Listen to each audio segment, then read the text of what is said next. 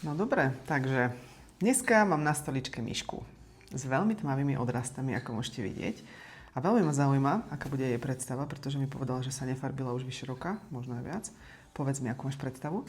Určite skrátiť. OK, tak toto je veľmi dôležitá informácia. Áno, ukáž mi pokiaľ, rukami mi ukáž. V centimetroch sa nepýtame my kaderničky, radšej rukami. Asi takto, ako vždy, keď si pamätáš. OK, Tak. dobre. A zasvetliť, určite. To znamená, Môže že, byť svetlejšie. to znamená, že na to, že sú nie tak dlho farbené, majú stále veľmi krásny taký chladný nádych, takže ty si to doma určite niečím premývaš, predpokladám. No. Super, to znamená, že keď si to takto dáme ku odrastom, tak je to tam, hej? Chýba nám to. Super. To znamená, že budeme sa držať určite v chladných odtieňoch, Áno. ale potrebujem vedieť aj to, že predpokladám teda, lebo ty si za mnou pricestovala, že chceš, aby to bolo praktické, aby stačilo, keď sa uvidíme o rok.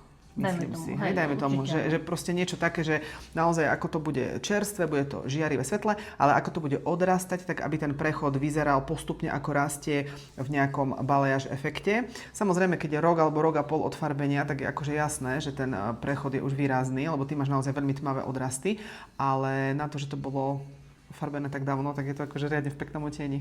Úplne v pohode to vyzerá, vôbec sa to ani nejak extra neláme, vyzerá to v pohode. Super. Dobre, neviem, či to vidno na kamere, ale v podstate máme tam aj pár sivých vláskov, čo mňa akože extra nevyrušuje, lebo my tým, že ideme robiť svetlé vlásky, ktoré budú chladné, tak ten sivý vlas sa tam absolútne stratí. To znamená, myškina predstava je teda presvetliť v chladných odtieňoch. Praktická metóda strihovo teda zhruba po tie ramená, ako sme sa bavili, alebo nižšie, to sa dohodneme.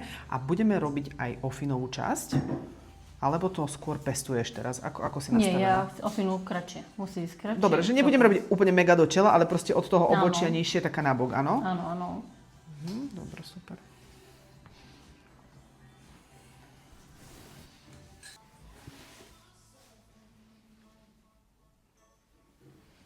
Troška od stoličky ďalej. Takto, dobre.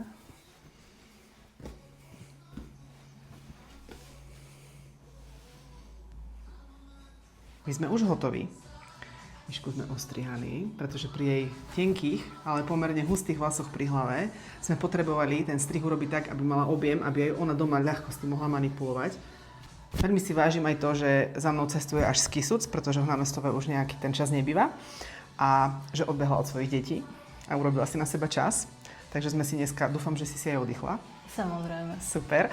No a vlastne tak sme urobili tú techniku, aby ona mala presvetlené vlasy studené, lebo jej sa hodí studená, ale zároveň, aby vždycky, keď to bude odrastať, ona si s tým dala doma rady. Proste väčšinou sa my tak vidíme dvakrát do roka, ale pokiaľ jej to povinnosti nedovolia, tak iba raz za rok.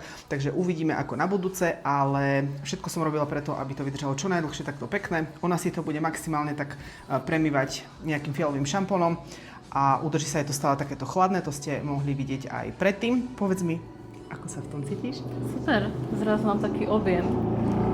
Vtedy som mala tu na také nič. Áno, lebo ty máš celkom veľa vlasov pri hlave, to znamená, že tam ich bolo dosť a potom si mala taký akoby spľasnutý efekt viac. Určite ti aj rýchlejšie masnili, kým si nebola nafarbená však. To strašne práve, že tu som mala také suchšie, ale tu na behom dňa hneď. Takže úplne taký, že iný level.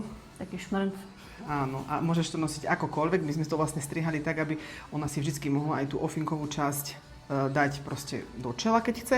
No a keď ju nebude chcieť, alebo to upraví inak, tak si ju dá proste od čela trošku ďalej, akokoľvek.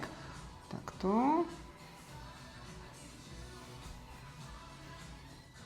Správny strih pri tenkých vlasoch, ktorých môže byť veľa, ale sú stále spľasnuté a rýchlo masnejú, je strašne dôležitý. Takže vlastne, keď sa urobí správny strih, tak zákaznička má na niekoľko mesiacov absolútny pokoj.